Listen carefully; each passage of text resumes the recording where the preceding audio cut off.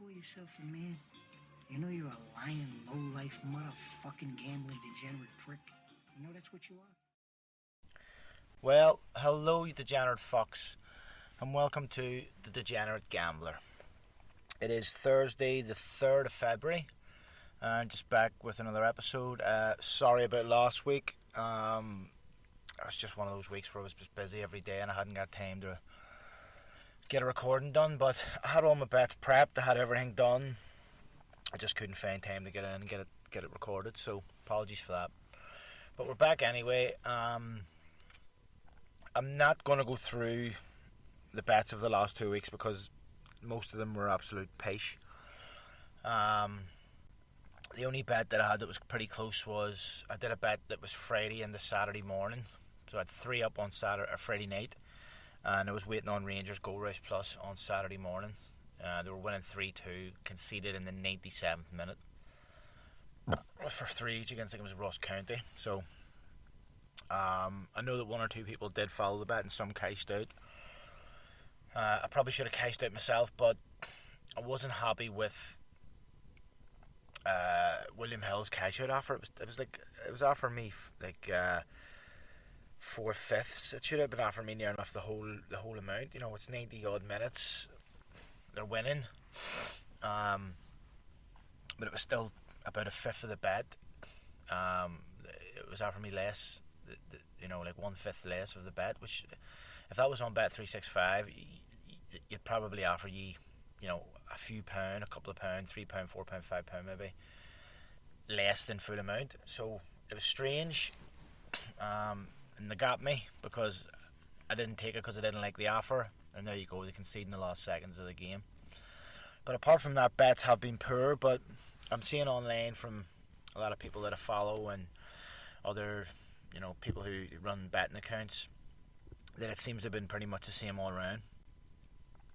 So because of that, this week I am going to put my overs as my main bet. Because again, I'm looking at the fixtures without the Premier League, and it's the FA Cup this week, which there's not a lot of great matches to bet on. I just found it hard to pick 5 winners, so I have done a bet, but I'm only going to put a fiver on that, and then I'm going to put a tenner on 5 overs. So I'll get that later. What I'm going to do is I'm going to go over the favourites and just show you that there was, the percentages are similar to normal, but I just think a lot of the teams that should have won didn't. And the championship was actually pretty good 2 weeks ago, but terrible last week. But anyway, I'll get into that. So from 2 weeks ago, in the Premier League, the last week of the Premier League, there was 9 games, 4 favourites, 3 draws, 2 outsiders.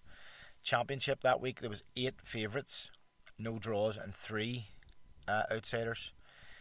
In the League 1, 6 favourites, 1 draw, 5 outsiders from 12 games. In the League 2, 5 favourites, 5 draws, 2 outsiders from 12. In National League, there was 9 games. There was 4 favourites, 2 draws, and 3 outsiders. In total, that was 27 favourites, 11 draws, 15 outsiders, and that was from 53 games, which worked out about 50.9% in percentage way. So again, you like to see that number above 50. You'd like to see it closer to 60. And then moving on to that weekend there, where there was no Premier League. So in the Championship, there was 11 games, 4 favourites, 4 draws, 3 outsiders. So again, very tight there. League 1, 11 games, only 3 favourites, 4 draws, 3 outsiders. Sorry, that's only 10. There must be a mistake there. But anyway, still 3, 4 and 3. In League 2, there was 12 games, 8 favourites, 1 in League 2, 3 draws, 1 outsider. And in the National League, 9 favourites, 1 draw, 3 outsiders.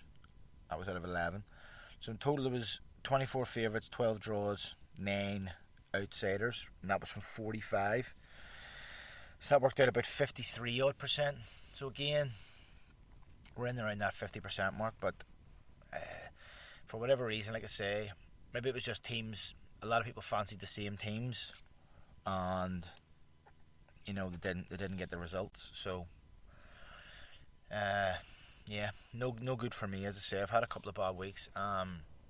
As far as the nap goes, at the minute I'm going to put the nap on hold for a bit.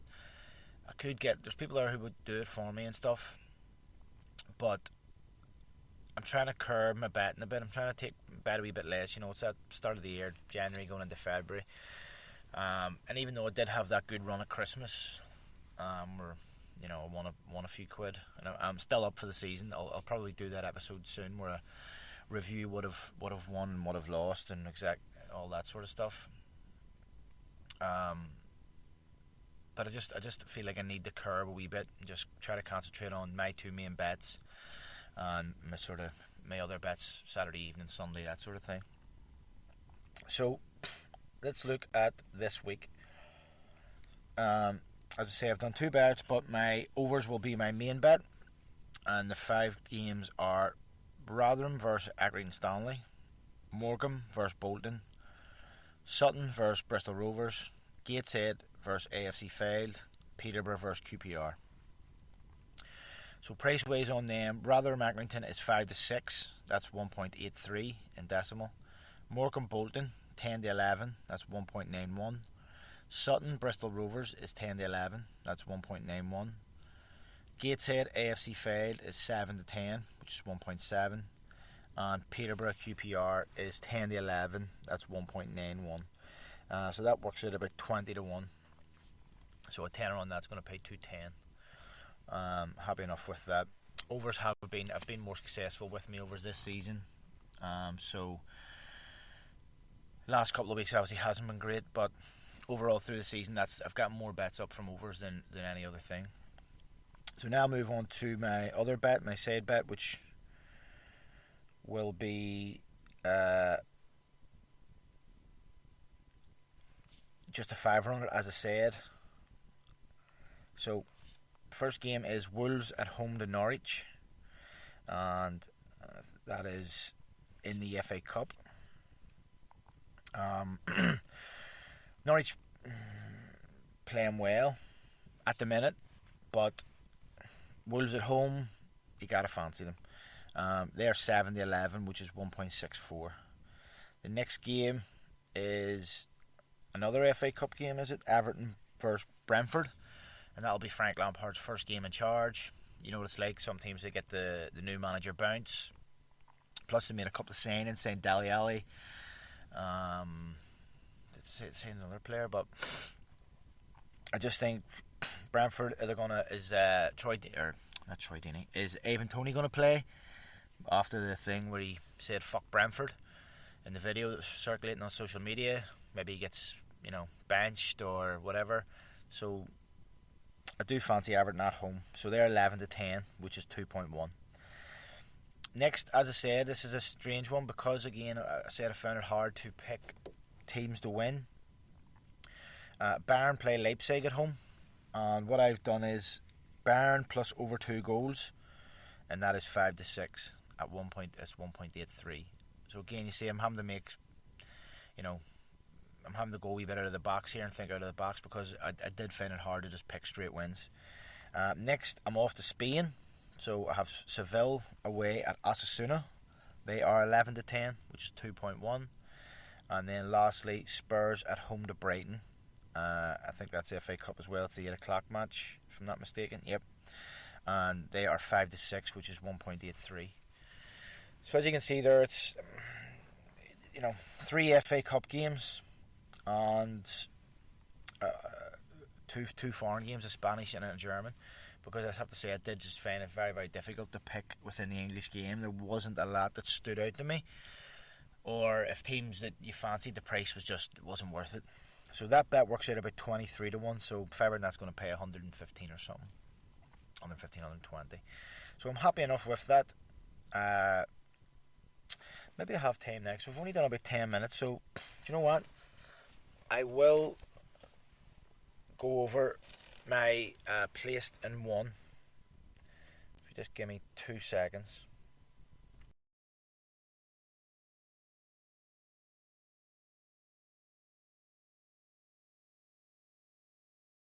Right, so let's have a look at my book here. And I've said this before, and I'll say it again. Keeping a note of all the bets placed and the amount won, in my opinion, is a good thing to do. Whether you do a podcast, whether you run a betting page or not.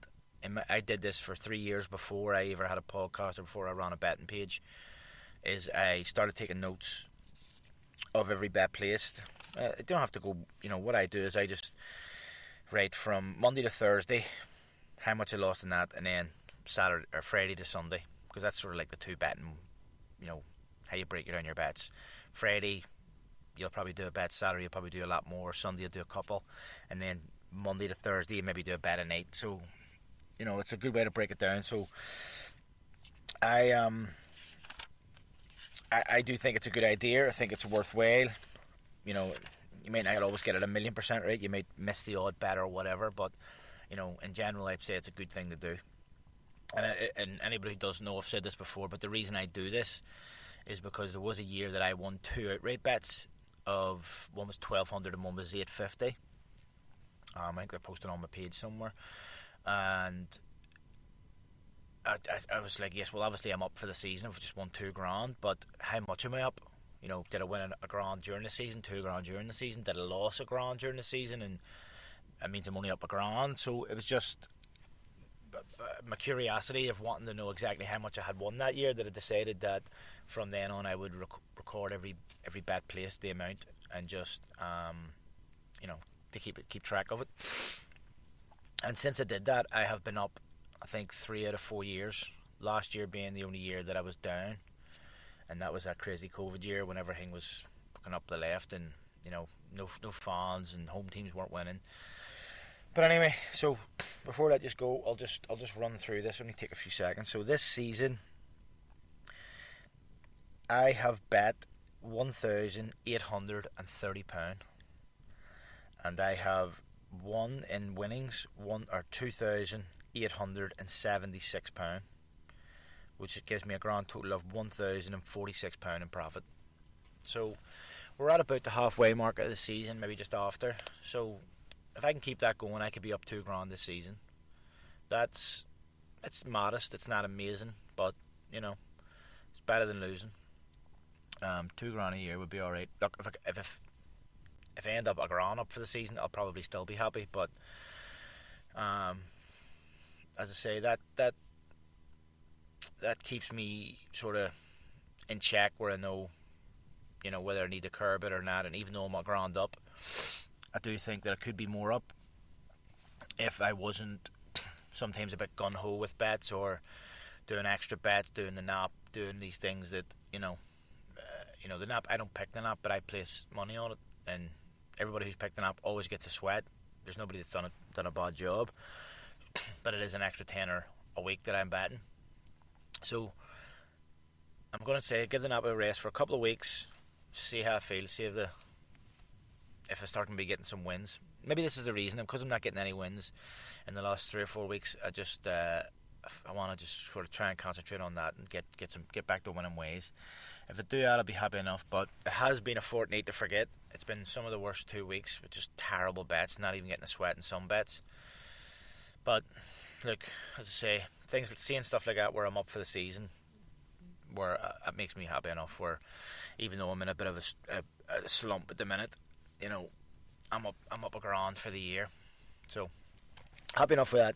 So that just leaves me to say, if you are doing a bet this week, good luck and happy punting.